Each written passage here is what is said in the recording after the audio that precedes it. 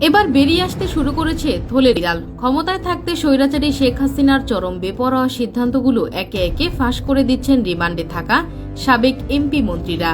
রিমান্ডে চাঞ্চল্যকর এসব তথ্য ফাঁস করছেন দলটির অন্যতম শরিক হাসানুল হক ইনু ও রাশেদ খান মেনন। জানিয়েছেন শেষ পর্যন্ত হাসিনার বিপদগামী হওয়ার পূর্ণাঙ্গ ফিরিস্তি। শেখ হাসিনার উগ্র আচরণ ব্যাখ্যা করতে গিয়ে রাশেদ খান মেনন জানিয়েছেন, আজীবন ক্ষমতার লোভ হাসিনাকে পেয়ে বসেছিল।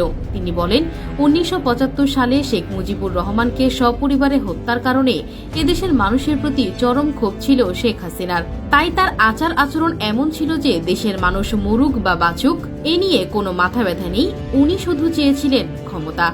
আজীবন ক্ষমতায় থাকার লোভ তাকে পেয়ে বসেছিল। এই মানসিকতাই তার জন্য কাল হয়েছে। আসন্ন বিপদ বুঝতে পেরে শেখ হাসিনাকে আগে সতর্ক করেছিলেন এসব হেভিওয়েট নেতারা। তবে সেসব কথার কর্ণপাত করেনি ক্ষমতালোভী হাসিনা। এ সম্পর্কে মেনন জানান, ছাত্র জনতার আন্দোলন কেন্দ্র করে আওয়ামী লীগ সরকার পতনের আগেই তৎকালীন প্রধানমন্ত্রী শেখ হাসিনাকে আমরা অনেক পরামর্শ দিয়েছিলাম।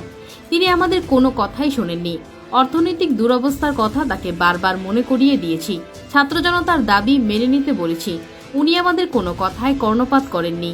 তিনি পুলিশ, আনসার, বিজিবি এবং সেনাবাহিনীর ওপর নির্ভর করে ক্ষমতায় থাকতে চেয়েছিলেন। জিজ্ঞাসাবাদে ছাত্র আন্দোলন দমনে আওয়ামী লীগের সাধারণ সম্পাদক ওবায়দুল কাদেরের কূটকৌশল সম্পর্কে তথ্য দিয়েছেন হাসানুল হক ইনু। শেখ হাসিনা সরকারের পতনের কারণ জানতে চাইলে তারা ডিবি কর্মকর্তাদের বলেন, জয়কালে ক্ষয় নাই, মরণকালে ঔষধ নাই। এই প্রবাদটি শেখ হাসিনার জন্য সত্য প্রমাণিত হয়েছে। কারণ গত ১৫ বছরে শেখ হাসিনা যতগুলো সিদ্ধান্ত নিয়েছিলেন সবই তার পক্ষে গিয়েছে। আর এবার ছাত্র আন্দোলনকে ঘিরে তিনি যত সিদ্ধান্ত নিয়েছেন সবই তার বিপক্ষে গিয়েছে। সংশ্লিষ্ট একাধিক সূত্রে এসব তথ্য জানা গেছে। তিনি বলেন, শেখ হাসিনা সরকারের প্রথম ৫ বছর আমি মন্ত্রী ছিলাম। পরের ১০ থেকে ১১ বছরে আমরা সরকারে ছিলাম না, তবে ১৪ দলের জোটে শরিক ছিলাম। জোটের শরিক হিসাবে আমরা শেখ হাসিনাকে অনেক পরামর্শ দিয়েছি। ছাত্রদের দাবি মেনে নিতে বলেছি।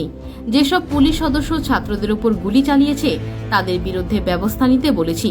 টাকা পাচারকারীদেরকে ধরতে বলেছিলাম। উনি চীন সফরে যাওয়ার আগেও বেশ কিছু পরামর্শ দিয়েছিলাম। আমাদের কোনো পরামর্শই তিনি কানে নেননি। এর আগে ডিবি পুলিশের রিমান্ডে চাঞ্চল্যকর তথ্য দিয়েছেন সাবেক তথ্য ও প্রযুক্তি প্রতিমন্ত্রী জুনায়েদ আহমেদ পলক। জেরায় ডিবি পুলিশকে তিনি বলেন, সরকার পতনের এক দফা আন্দোলনের শেষ পর্যায়ে ৪ আগস্ট গণভবনে আওয়ামী লীগ এবং এর অঙ্গ সহযোগী সংগঠনের নেতাদের সঙ্গে বৈঠক করেন।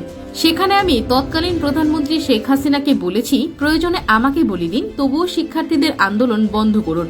তাদের চোখের ভাষা, মনের ভাষা বোঝার চেষ্টা করেন। পলক বলেন, এ সময় সড়ক পরিবহন ও সেতুমন্ত্রী ওবায়দুল কাদের আমাকে তেড়ে মারতে আসেন। তখন আমি সাহসী হয়ে গেলাম। প্রধানমন্ত্রীকে বললাম, আপনি স্টেপ ডাউন করুন, আওয়ামী লীগকে মানুষ ঘৃণা করছে, থুতু দিচ্ছে। এরপর আমাকে গণভবন থেকে বের করে দেওয়া হয়।